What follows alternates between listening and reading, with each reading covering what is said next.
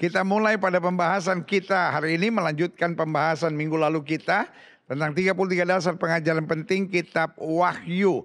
Dan selalu saya jelaskan bahwa mempelajari kitab Wahyu jangan berspekulasi untuk mengetahui dan ingin tahu kapan Yesus datang. Dan jangan suka cocokologi. Iya kan? Jangan cocokologi dan comotologi gitu ya kan. Karena kita berpikirnya gini. Oh, karena Alkitab bilang ketika semuanya damai-damai, baru tiba kesudahannya. Wah, ini Israel udah damai sama Palestina. Berarti Yesus sudah mau datang nih. Jangan-jangan bulan ini nih. Jangan-jangan minggu-minggu ini nih. Saudara gue yang kasih dalam Tuhan. Kita nggak perlu tahu. Dan kita nggak perlu pengen tahu kapan Yesus datang. Pokoknya yang harus kita tahu, kapanpun Yesus datang, saya sudah siap. Wow, haleluya. Sama-sama bilang, kapanpun Yesus datang, saya sudah siap. Yes, katakan kapanpun Yesus datang, saya sudah siap. Katakan kapanpun Yesus datang, saya sudah siap. Wow, berikan tepuk tangan ya meriah buat Tuhan. Yes, haleluya. Nah, kita sekarang masuk pada pembahasan ke-25. Kita sudah terakhir bahas tentang 7 sangkakala. Nah, sekarang kita lihat tentang perempuan dan naga. Klik. Jadi haruslah mengerti, tidak semua kitab Wahyu itu secara kronologis apa yang akan terjadi. Tetapi kitab Wahyu menjelaskan hal-hal penting yang akan terjadi di akhir zaman. Dan selalu saya bilang, karena kita percaya Yesus yang mempunyai sorga, saya terlalu percaya gambaran tentang sorga yang paling valid ada dalam Alkitab. Saudara yang di rumah ketik dia di live chat saudara. Gambaran tentang sorga yang paling valid ada dalam Alkitab.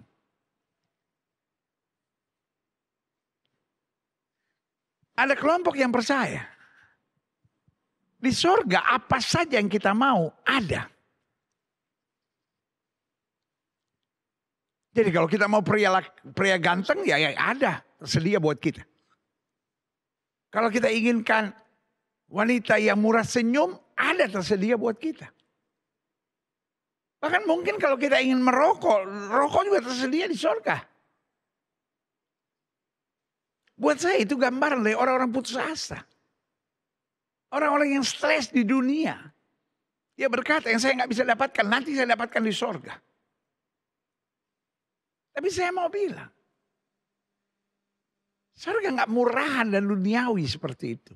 Ada makanan-makanan enak, ada pesta-pesta, lalu ada wanita-wanita, ada bidadari-bidadari, ada pangeran-pangeran. Gak gitu-gitu amat. Lu kebanyakan baca buku H.C. Andersen. Atau kebanyakan nonton drakor, saudara-saudara. Jadi otak sudah liar. Tapi yang harus kita mengerti di surga, kita tidak membawa daging ini yang kepengennya aneh-aneh. Tapi kata Alkitab, kita di surga seperti malaikat. Ya kita perlukan di surga bukanlah makanan, minuman, dan wanita cantik atau pria ganteng. Tapi yang kita butuhkan di surga adalah hadirat Tuhan. Karena tidak ada yang lebih indah daripada menikmati hadirat Tuhan. Di muka bumi aja, kalau di tengah masalah, di tengah persoalan, bahkan di tengah nggak ada masalah, nggak ada persoalan, kita rasakan hadirat Tuhan, air mata kita turun dan kita rasakan hidup ini begitu indah. Saya percaya orang-orang yang hatinya bersih, orang-orang yang hatinya lurus, orang-orang yang fokusnya pada Yesus, yang dia butuhkan di sorga adalah hadirat Tuhan. Hadirat Tuhanlah yang memuaskan kita. Hadirat Tuhanlah yang menjadikan keintiman kita lebih dahsyat. Karena kita merasa kita menjadi satu dengan Dia dalam kemuliaannya. Haleluya. Nah, buka kitab kita sama-sama. Wahyu pasal 12 ayat 1-12. Sekali lagi saya bilang, mempelajari kitab Wahyu. Gak usah kita coba mempelajari secara harafiah dan lettered. Karena kitab Wahyu banyak bicara tentang simbol. Seperti Yesus waktu mengajar, dia mengajar dengan banyak perumpamaan. Nah, Wahyu 12 ayat 1 sampai 12 di bawah judul perikop perempuan dan naga. Kita tahu persis. Waktu Yesus jemput kita sebagai mempelai laki-laki, maka itu disebut sebagai mempelai wanita. Jadi ada banyak gambaran dalam Alkitab waktu bicara tentang perempuan itu berarti bicara tentang gereja Tuhan.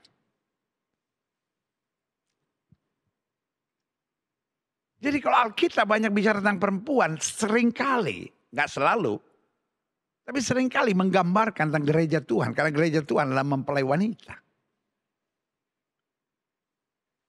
Jadi kalau Alkitab bicara tentang naga, Alkitab bicara tentang si ular tua itu, yaitu setan. Jadi saudaraku yang kasih dalam Tuhan,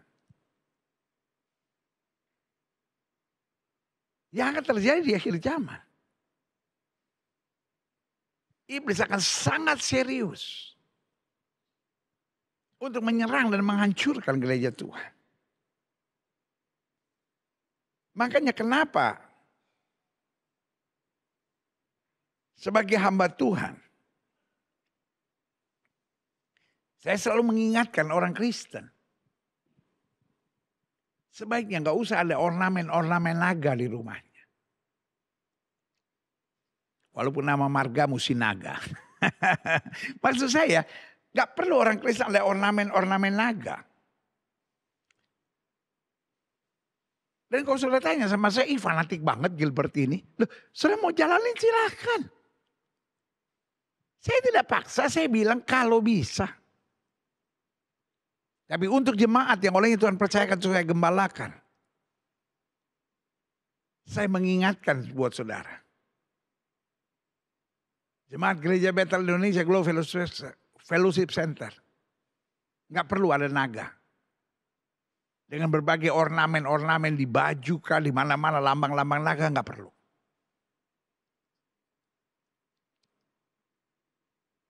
Kalau sudah bilang saya senang.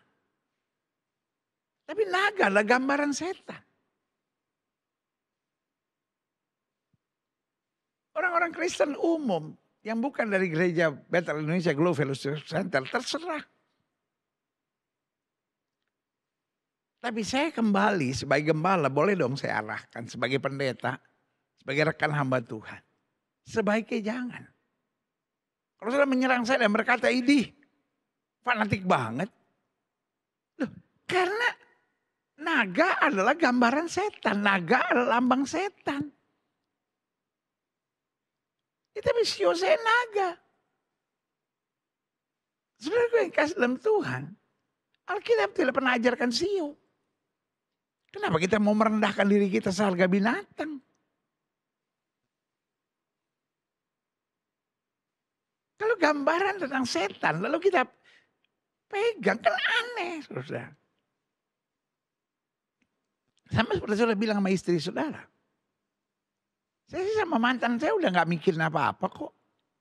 Cuma saya senang aja taruh fotonya di dompet saya, habis dia cantik gitu. Tapi saya gak pernah kontak, saya gak ada hubungan. Pertanyaan saya. Istri orang ngamuk gak? Ya ngamuk. Pak, istri bapak bilang gini. Saya sayang kamu, saya gak pernah pikirin yang lain. Cuma di dompet saya taruh foto mantan saya. Sebab foto mantan saya itu mirip seperti ayah saya. Apapun hubungannya. Walaupun sudah bilang ini sio saya, ini nggak perlu. Karena kita nggak mau biarkan connection kita dengan kuasa kegelapan. Saya harus sudah ngerti. Saya ngerti ada hamba-hamba Tuhan yang akan nyerang saya. Gilbert ini fanatik, mana ayatnya, nggak boleh pasang ornamen naga. Mungkin nggak ada ayatnya. Tapi ini gambaran setan. Kalau saya mau memuliakan setan, saya mau punya connection dengan setan, silahkan. Tetapi saya memilih untuk menolak segala sesuatu yang bertentangan dengan firman Tuhan. Wahyu 12 ayat 1. Maka tampaklah satu tanda besar di langit. Seorang perempuan berselubungkan matahari dengan bulan di bawah kakinya dan sebuah mahkota dari 12 bintang di atas kepalanya. Kita nggak usah secara harfiah menafsirkan. Tapi yang saya pelajari seorang perempuan berselubungkan matahari. Berarti gereja Tuhan yang dipimpin oleh terang. Ada bulan di bawah kakinya, sebuah mahkota dari 12 bintang di atas kepalanya. Artinya apa? Kalau saya boleh simpulkan, saya simpulkan dengan satu kata. Gereja Tuhan di akhir zaman adalah gereja yang penuh kemuliaan. Wuh, angkat tangan kanan saudara, sama-sama kita katakan, hidup saya penuh kemuliaan Tuhan. Sekali lagi lebih mantap, sama-sama bilang hidup saya penuh kemuliaan Tuhan. Wow, berikan tepuk tangan ya meriah buat Tuhan, haleluya. Ayat yang kedua, ia sedang mengandung. Dan dalam keluhan dan penderitaan yang hendak melahirkan, ia berteriak kesakitan. Gereja Tuhan di akhir zaman harus melahirkan generasi-generasi kemudian. Gereja Tuhan di akhir zaman harus melahirkan pahlawan-pahlawan yang gagah berani. Dan apa yang terjadi? Iblis gak rela. Gereja Tuhan akan mengalami pergumulan. Izin gereja dipersulit, tekanan sini, tekanan sana. Anak-anak Tuhan karirnya dihambat. Tapi kalau kita tetap setia, kita tetap memandang Tuhan, kita menjaga hati bersih di hadapan Tuhan, maka hal-hal luar biasa akan Tuhan nyatakan. Haleluya. Ayat yang ketiga. Maka tampaklah satu tanda lain di langit. Dan lihatlah seekor naga merah padam yang besar. Berkepala 7, bertanduk 10. Dan di atas kepalanya 7 mahkota. Apa artinya? Buat saya simpulkan sederhana. Iblis dengan segala kekuatannya. Iblis dengan segala upaya dan kemampuannya akan mengadakan serangan gila-gilaan di akhir zaman. Jadi bahasa saya bilang, the devil knows his time is up. Setan tahu bahwa waktunya sudah habis. Setan menjalankan serangan yang gila-gilaan. Tujuannya menghancurkan gereja Tuhan. Makanya saya bilang, akhir zaman adalah masa yang paling indah buat kita. Kita lihat peperangan rohani, tapi kita lihat kemenangan dahsyat Tuhan nyatakan. Haleluya. Selanjutnya ayat yang keempat. Dan ekornya menyeret sepertiga dari bintang-bintang di langit. Saya pernah jelaskan buat saudara. Naga adalah binatang yang alat kelaminnya ada di pangkal ekornya. Jadi ini bicara tentang roh perjinahan. Bahkan orang-orang gereja, orang-orang yang sudah bertobat, yang mengerikannya hamba-hamba Tuhan. Kalau nggak hati-hati di akhir zaman, serangan kenajisan, serangan percabulan, serangan dosa seksual akan sangat menyerang. Dan Alkitab bilang sepertiga bintang-bintang di langit akan jatuh. Dan naga itu berdiri di hadapan perempuan yang hendak melahirkan itu. Untuk menelan anaknya, segera sudah perempuan itu melahirkannya.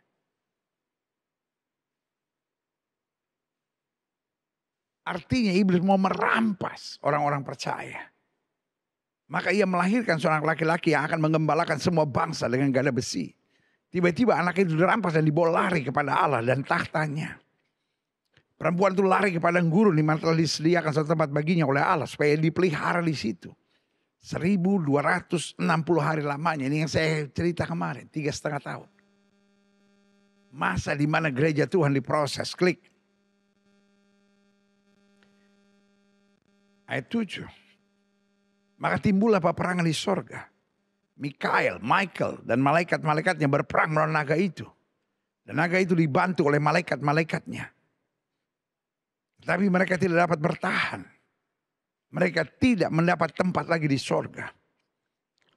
Dan naga besar itu, si ular tua yang disebut iblis atau Satan, yang menyesatkan seluruh dunia, dilemparkan ke bawah. Ya dilemparkan ke bumi bersama-sama dengan malaikat-malaikatnya. Klik. Ayat 10. Dan aku mendengar suara yang nyaring di sorga berkata, sekarang telah tiba keselamatan, kuasa dan pemerintahan Allah kita. Dan kekuasaan Dia yang diurapinya. Karena telah dilemparkan ke bawah pendakwa saudara-saudara kita yang mendakwa mereka siang dan malam di hadapan Allah kita. Minggu depan saya akan bicara khusus serangan iblis di akhir zaman sebagai pendakwa. Dan mereka mengalahkan dia. Mengalahkan naga itu, mengalahkan iblis itu oleh darah anak domba. Dan oleh perkataan kesaksian mereka. Karena mereka tidak mengasihi nyawa mereka sampai ke dalam maut. Ayat yang ke-12. Karena itu bersukacitalah. Haleluya. Yang saya imani. Di akhir zaman Tuhan sedang membangun jemaat Tuhan yang bukan hanya cinta Tuhan. Tapi penuh sukacita. Orang-orang yang gak suka ribut. Orang-orang yang gak suka nyerang. Orang-orang yang gak suka debat. Orang-orang yang gak suka persoalan kecil digede-gedein gitu. Makanya selalu saya bilang. Gereja Bethel Indonesia Global Fellowship Center jemaatnya harus menjadi orang yang asik-asik aja. Apa saudara?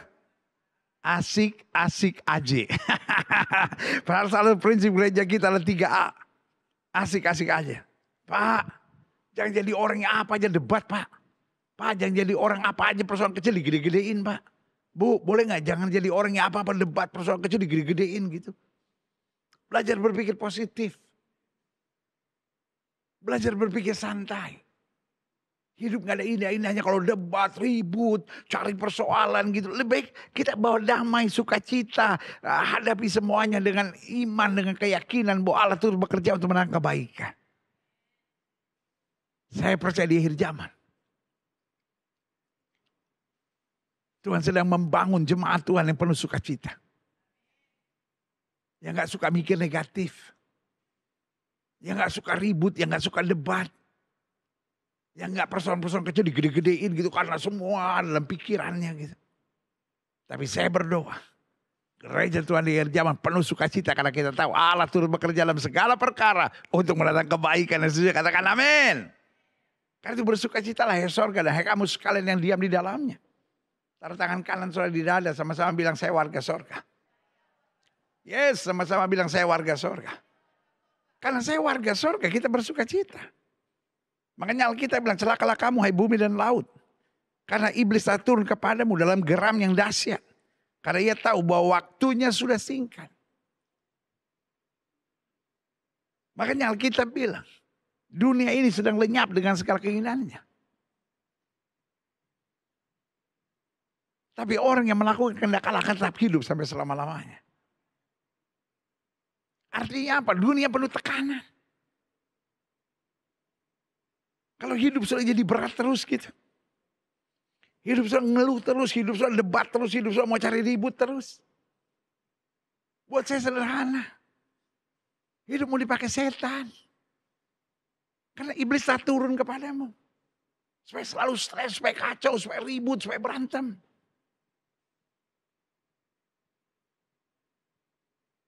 Karena orang hebat. Bukan orang yang bisa mengalahkan semua musuhnya. Tapi orang-orang hebat adalah orang-orang yang bisa berdamai dengan semua musuhnya.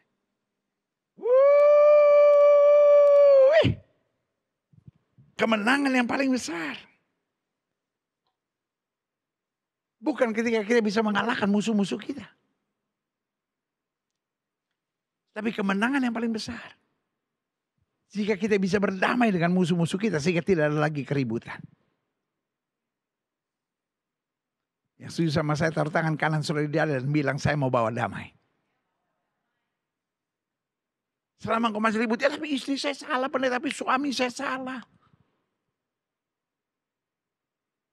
Ribut itu selalu dimulai dari pikiran dan hati saudara. Kalau hati dan pikiran saudara memang gak tenang.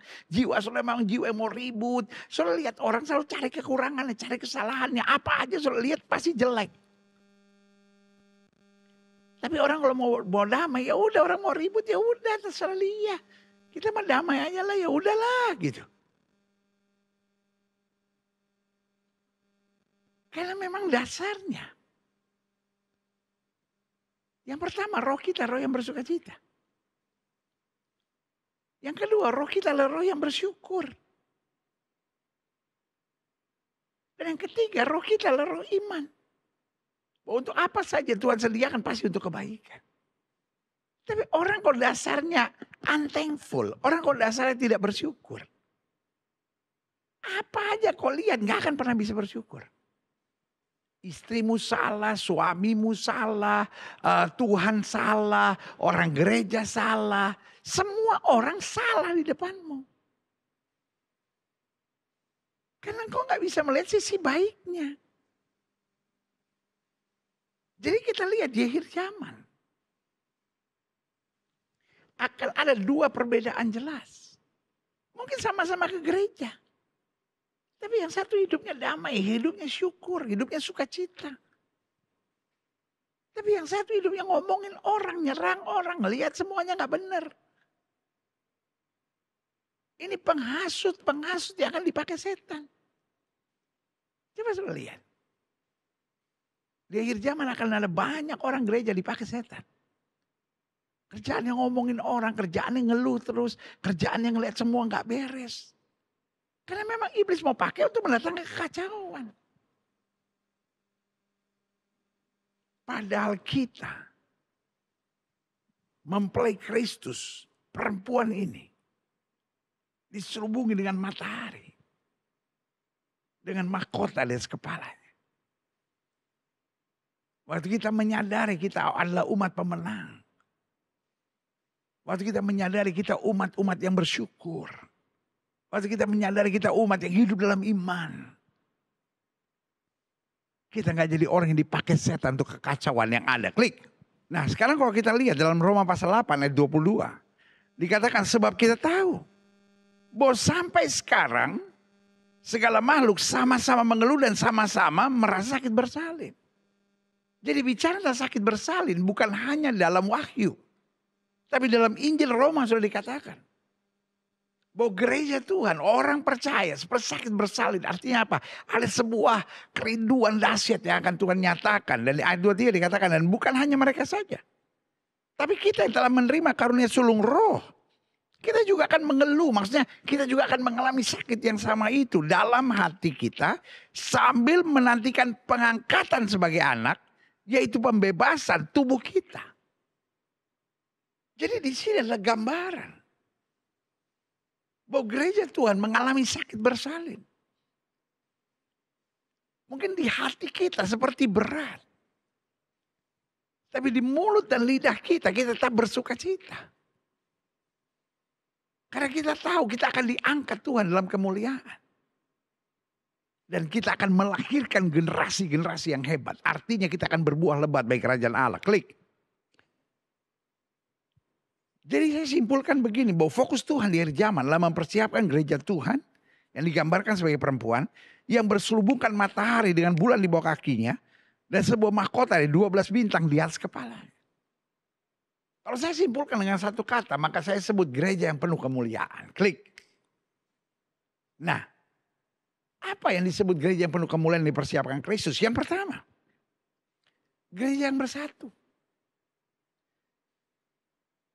Bukan hanya denominasinya bersatu.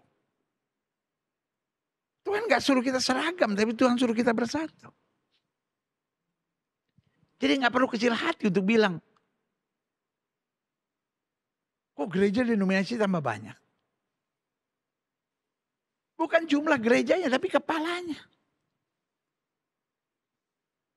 Kepalanya kan Yesus Kristus Tuhan, berarti semua kita satu. Kita percaya dipimpin Roh Kudus yang sama, kita percaya kita menuju surga yang sama. Tapi selalu saya bilang bersatu itu bukan mulai dari gereja, bersatu mulai dari pribadi. Orang kalau dasarnya pribadinya bersatu, maka dia bawa damai. Dia gak cari kekurangan. Dia gak coba menjatuhkan, dia gak coba menyerang. Tapi dia selalu mau bergandengan tangan, dia selalu mau bawa damai. Mari mulai dari keseharian sehari-hari kita. Berdamailah dengan istrimu, berdamailah dengan suamimu. Berdamailah dengan anak-anakmu. Berdamailah dengan orang tuamu, berdamailah dengan mertuamu. Karena selalu saya katakan. Setiap orang boleh berbeda. Tugas kita bukan menuntut. Tapi tugas kita belajar mengerti. Tapi saya disakiti, saya dicurangi, saya dijahati. Tapi hatimu gak boleh ada benci. Tapi apakah orang yang udah mengkhianati saya, mencurangi saya, menjahati saya tetap harus baik sama dia? No. Bukan itu maksud saya. Orang-orang tertentu kita memang harus berjaga jarak. Makin dekat makin gampang ribut. Tetapi yang penting hati kita mau berdamai, hati kita mau bersatu. Kita gak mau jelekin orang, kita gak mau jatuhin orang, kita gak mau hancurin orang, kita gak mau maki orang. Tapi kita mau mendoakan dan memberkati. Klik, yang kedua. Gereja yang dipersiapkan Kristus adalah gereja yang hidup kudus. Jelas Yesus berkata, kuduslah kamu sebab aku kudus. Jelas Alkitab berkata, siapa yang boleh naik ke gunung Tuhan? Orang yang bersih tangan dan suci hatinya.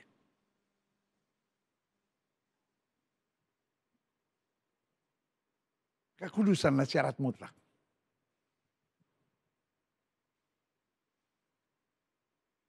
Perpuluhan itu perlu. Sebagai tanda syukur kita kepada Tuhan. Bahwa kita milik Tuhan dan kita bersyukur apa yang Tuhan berikan kepada kita. Kita kembalikan 10% titipan Tuhan di tangan kita. Tapi pertanyaan saya. Orang kalau gak mengembalikan perpuluhan milik Tuhan. Bisa masuk surga gak? Ya itu urusan Tuhan. Tapi buat saya. Orang gak mengembalikan perpuluhan milik Allah pun masih bisa masuk surga. Mungkin sudah menatap saya lebih asik. Terserah. Karena buat saya perpuluhan bukan syarat masuk surga. Syarat masuk surga adalah percaya Yesus sebagai Tuhan dan Juru Selamat. Tapi perpuluhan tanda syukur kita bahwa kita diberkati oleh Tuhan dan kita ngerti firman Tuhan. Bahwa berkat kita 90% dari segala penghasilan kita, 10% titipan Tuhan. Di tangan kita untuk pekerjaan Tuhan. Saya percaya gereja Tuhan perlu dibaptis Roh Kudus dan berbicara dalam bahasa roh. Tapi kalau ada orang tidak berbicara bahasa roh. Lu sudah tanya sama saya, dia sudah terima Yesus, dia hidup dalam kekudusan dan kebenaran. Tapi dia belum menerima bahasa roh, kira-kira dia bisa masuk surga enggak? Dia pasti bisa diselamatkan.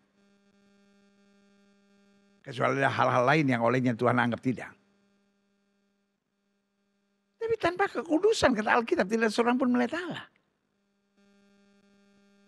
Mungkin selama menatap saya dan berkata, oh berarti Gilbert menambah-nambahi firman dong.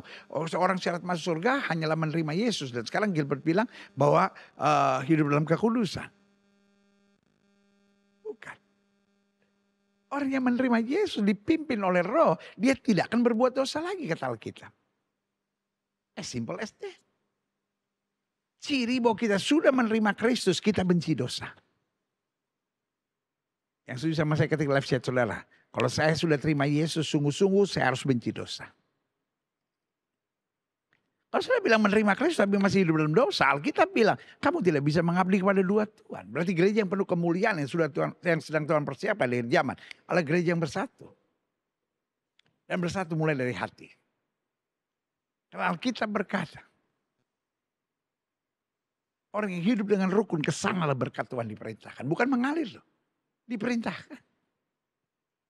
Jadi bersatu, kudus. 3. Gereja yang penuh kemuliaan yang dipersiapkan Kristus di akhir zaman. Gereja memiliki motivasi tulus. Jangan sampai motivasi kita buruk. Karena Alkitab berkata, bukan apa yang dilihat manusia yang dilihat Tuhan. Tuhan melihat hati. Pak, Tuhan lihat hatimu. Ibu, Tuhan melihat hatimu. Adik-adik muda, Tuhan melihat hatimu. Berdoalah dengan motivasi yang tulus karena saya tidak bisa hidup tanpa Tuhan. Bacalah Alkitab dengan tulus karena kita tahu saya butuh tuntunan Roh Kudus dan firman dalam hidup saya. Beribadahlah dengan motivasi yang tulus. Kalau saya jauh dari Tuhan, hidup saya miserable, hidup saya kacau. Motivasi yang tulus dimulai. Satu, kesadaran bahwa Tuhan itu terlalu baik. Kenapa kita mau melayani Tuhan? Senin sampai Jumat kita punya pekerjaan masing-masing. Tapi hari Sabtu, hari Minggu kita melayani Tuhan. Karena Tuhan itu baik. Kenapa kita mengembalikan perpuluhan milik Allah? Karena Tuhan itu baik. Kenapa kita rela kerja keras buat Tuhan? Kenapa kita rela ngalah, sabar dalam hidup ini? Kenapa kita rela tinggalkan dosa? Kita putusin pacar kita yang tidak seiman. Kenapa kita berani melakukan semuanya itu? Karena kita tahu bahwa Tuhan itu baik. Tidak pernah ditinggalkan dan biarkan kita. Jadi motivasi tulus yang pertama dimulai dari Tuhan itu baik. Motivasi tulus yang kedua. Kesadaran bahwa saya memang memerlukan Tuhan. Bukan Tuhan yang perlu saya. Ada banyak orang itu gayanya, aduh minta ampun. Tengil banget. Ada banyak orang gaya tengil banget. Dia pikir kayak Tuhan butuh dia gitu. Kenapa saya baca Alkitab? Bukan supaya Tuhan senang. Kenapa saya baca Alkitab? Karena saya perlu. Suara Tuhan, tuntunan Tuhan, arahan Tuhan. Kenapa setiap pagi bangun kita doa, baca Alkitab? Karena saya perlu Tuhan. Kalau Tuhan gak pegang tangan saya jatuh. Kenapa saya ke gereja? Kenapa saya beribadah? Kadang kalau ibadah 2 jam, 3 jam. Dan saya tetap setia. Padahal biasa di hari libur saya ada banyak kerjaan. Banyak urusan. Banyak hal-hal yang kesenangan yang saya bisa buat. Tapi saya memilih ada di rumah Tuhan. Karena saya perlu Tuhan. Saya perlu hadiratnya. Saya perlu menyembah dia. Saya perlu berkumpul bersama dengan orang-orang percaya. Saya perlu dibina di gereja lokal. Untuk saya tertanam di gereja lokal. Yang pertama, saya sadar Tuhan itu baik. Yang kedua, saya sadar saya memerlukan Tuhan. Dan yang ketiga, waktu saya sadar. Di luar Kristus saya binasa. Berarti apapun yang terjadi. Saya punya motivasi yang tulus. Saya hanya ingin dekat dengan dia yang sudah katakan amin. Yang keempat. Gereja yang dipersiapkan Kristus. Gereja yang penuh kemuliaan, yang pertama gereja yang bersatu, yang kedua gereja yang kudus. Yang ketiga gereja yang memiliki motivasi tulus, yang keempat gereja yang tetap memandang kepada Yesus. Makanya Kolose 3:23 berkata, apa saja yang kau lakukan, lakukanlah seperti untuk Tuhan. Orang kalau apa saja memandang Yesus, dia gak akan bersungut. Dia gak akan mengeluh. Yang kedua dia gak akan kecewa, dia gak akan lemah iman. Salah Mesa Abednego mau dibuang ke dapur api. Dia bilang aku tidak akan mengikuti perintah raja. Kalau Tuhan yang kami sembah sanggup tolong, dia tolong. Tapi perlu Tuanku Raja ketahui. Kalau Tuhan yang kami sembah tidak sanggup tolong, untuk menyembah dewa Tuanku Raja kami tidak mau. Dia tetap memandang Yesus. Dia gak jadi lemah, dia gak jadi kecewa. Dan ketiga, kalau kita memandang Yesus, kita gak akan gentar, kita gak akan takut. Daud dihina oleh Goliat, anjing kah aku sampai kau datangi aku dengan tongkat seperti itu.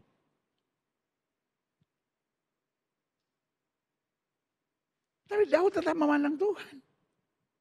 Dia bilang kau boleh datangi aku dengan pedang tombak dan lembing, tapi aku datangi kau dengan nama Tuhan semesta alam. Hari ini juga aku akan menyerahkan mayatmu kepada burung di udara. Dia gak mau tahu raksasa sebesar apa. Tapi yang dia tahu Tuhannya lebih besar. Berikan tepuk tangan yang meriah buat Tuhan. Sama-sama bilang sama saya, Tuhan saya lebih besar. Sama-sama bilang sama saya, Tuhan saya lebih besar. Berarti hari ini kita belajar. Mempelai Kristus gereja Tuhan. Orang percaya seperti apa yang Tuhan persiapkan di akhir zaman. Itu orang percaya mempelai Kristus gereja Tuhan yang hidup dalam kemuliaan. Artinya apa? Selalu mau bersatu. Selalu fokus hidup kudus. Selalu jaga hati supaya punya motivasi yang tulus dan yang keempat. Apapun yang terjadi selalu memandang Yesus. Maka akan ada sukacita, akan ada kekuatan, akan ada keberanian. Dan akan ada kemenangan yang Tuhan sediakan. Haleluya, klik. Selanjutnya saya percaya gereja yang mengandung. Karena kita bilang, seperti perempuan yang sakit bersalin. Gereja yang mengandung adalah gereja yang mempersiapkan generasi kemudian. Ini yang Alkitab berkata, supaya kamu berbuah. Dan buahmu tinggal tetap. Keselamatan bukan hanya perlu sampai pada kita. Tapi supaya lewat kita orang lain mengalaminya. Wow, haleluya, klik. Tapi gereja di akhir zaman, kalau saudara lihat cerita ini, mendapat serangan serius di akhir zaman. Ada sang naga. Karena Alkitab bilang ada seekor naga merah padam yang besar. Berkepala 7, bertanduk 10. Dan di atas kepalanya ada 7 mahkota. Saya tidak tertarik untuk menerjemahkan apa artinya berkepala 7, bertanduk 10. Kepalanya ada 7 mahkota. Buat saya simpel. Iblis akan pakai segala upaya, segala kekuatan. Tujuan untuk menyerang gereja Tuhan, tujuan untuk menyerang orang percaya. Karena itu Alkitab berkata, roh yang di dalam kita lebih besar dari roh yang ada di dunia ini. Haleluya, klik. Selanjutnya saya simpulkan, adapun kemenangan kita. Coba lihat ayat ini. Wahyu 12 ayat 11. Dan mereka mengalahkan dia oleh darah anak domba. Oleh perkataan kesaksian mereka. Karena mereka tidak mengasihi nyawa mereka sampai ke dalam maut. Dari sini saya simpulkan. Kemenangan buat kita itu pasti. Kalau saya bilang kemenangan buat kita, semua jawab itu pasti. Kemenangan buat kita. Semangat dong. Jangan mentang-mentang, wah Gilbert lagi pimpin rombongan Holy Land. Wah kita bisa, jangan dong. Kalau saya bilang kemenangan buat kita, semua bilang itu pasti. Kemenangan buat kita. Kemenangan buat kita. Kemenangan buat kita. Berikan tepuk tangan yang meriah buat Tuhan. Kemenangan buat kita itu pasti. Amin. Saya mau ini tertanam dalam roh saudara. Kemenangan buat kita itu pasti. Kemenangan buat kita itu pasti. Kemenangan buat kita itu pasti. Haleluya. Tetapi menyadari kemenangan itu pasti. Ada 3 hal yang menjadi kunci kemenangan kita. Yang pertama, darah anak domba. Darah anak domba mendatangkan syukur dan iman. Terima kasih buat darah yang tertumpah. Tapi sekaligus adalah iman. Jadi saudara mau difitnah orang, saudara mau dijahatin orang, saudara mau diomongin orang, saudara menghadapi apapun, bersyukur darah anak domba telah tercurah. Kita sudah menjadi warga kerajaan sorga. Kita dijaga oleh Tuhan, kita dibela oleh Tuhan. Bahkan tidak ada kekuatan musuh yang akan membahayakan kita. Karena darah anak domba menghancurkan setan. Darah anak domba mendatangkan damai sejahtera. Darah anak domba menyucikan kita. Dan darah anak domba melayakan kita. Haleluya. Dia mendatangkan syukur. Sehingga apapun yang terjadi kalau kita ingat darah sudah tertumpah, hidup kita penuh dengan semangat. Orang-orang yang apa-apa mengeluh. Buat saya dia tidak menyadari arti darah yang tertumpah buat hidupnya. Jangan bilang sama saya, oh saya percaya Yesus, saya mengasihi Yesus. Kalau hidupmu penuh dengan mengeluh, apa saja engkau mengeluh, apa saja engkau mengeluh. Padahal hidupmu tuh gak buruk-buruk amat gitu. Banyak sekali berkat dalam hidupmu. Engkau hanya kurang tahu bersyukur, itu aja. Tapi pada saat yang bersamaan darah bukan hanya bicara syukur. Tapi juga bicara iman.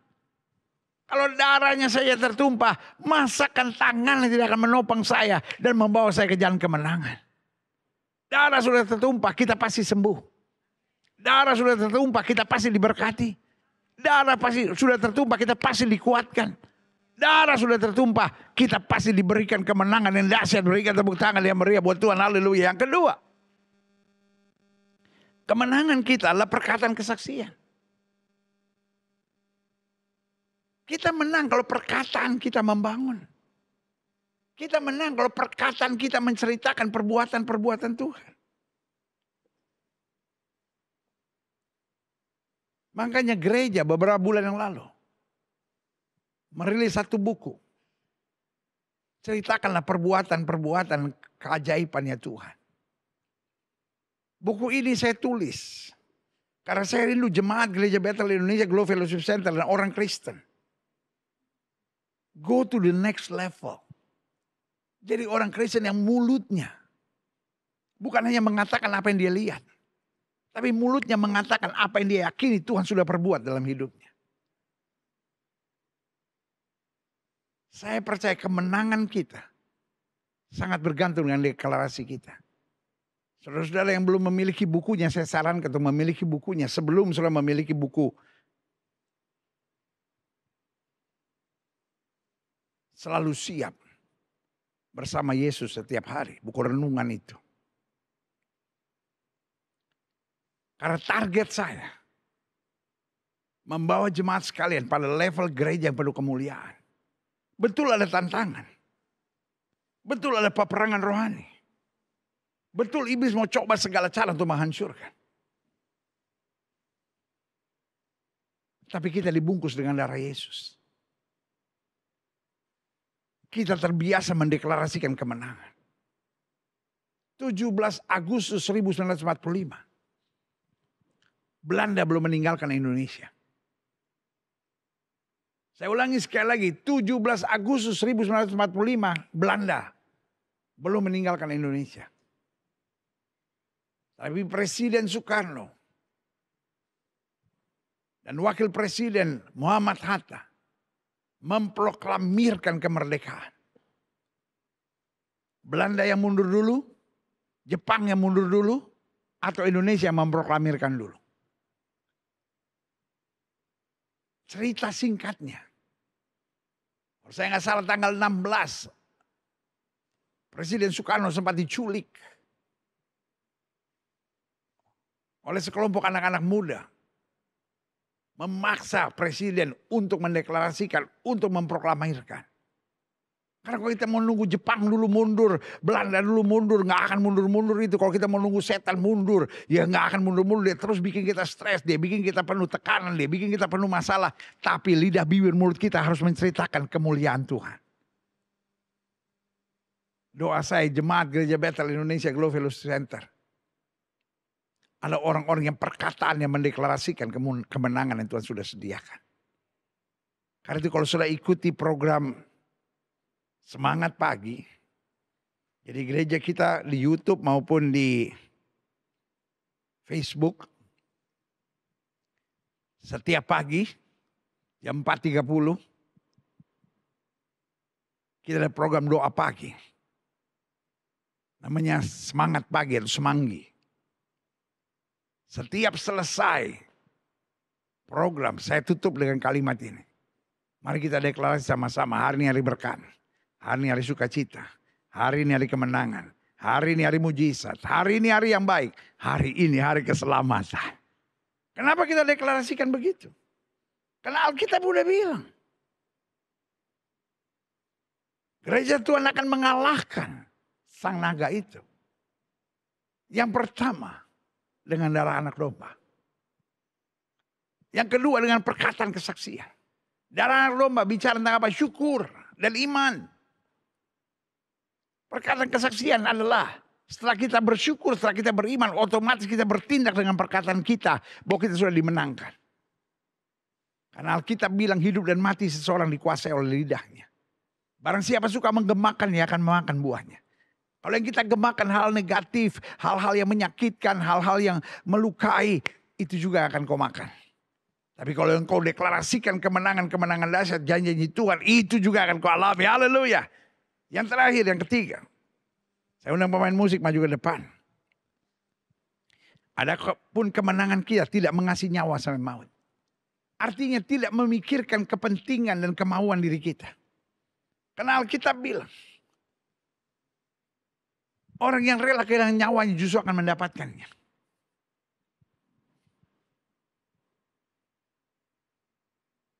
Tapi orang yang tidak rela kehilangan nyawa, orang yang takut kehilangan nyawanya, justru akan kehilangan nyawanya.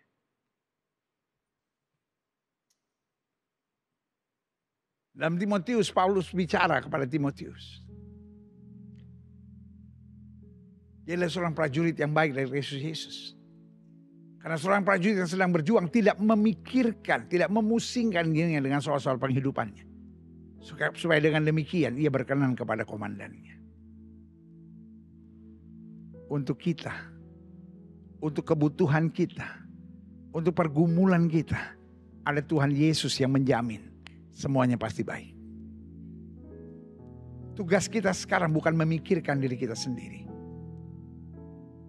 Tugas kita sekarang, bagaimana kita menyenangkan hati Tuhan. Bagaimana kita luaskan kerajaan Allah. Bagaimana kita jadi berkat buat orang-orang di sekitar kita. Ini adalah masa-masa yang sangat serius. Gereja Tuhan berhadapan dengan naga merah padam. Tetapi anak-anak Tuhan mengalahkannya dengan darah anak domba, dengan perkataan kesaksian, dengan tidak mengasihi nyawa sampai maut. Artinya jadi orang yang cuma mikirin dirinya sendiri. Karena orang yang mencari kerajaan Allah serta kebenarannya, semuanya akan ditambahkan dalam hidupnya. Berikan tepuk tangan ya, beri buat Tuhan, haleluya.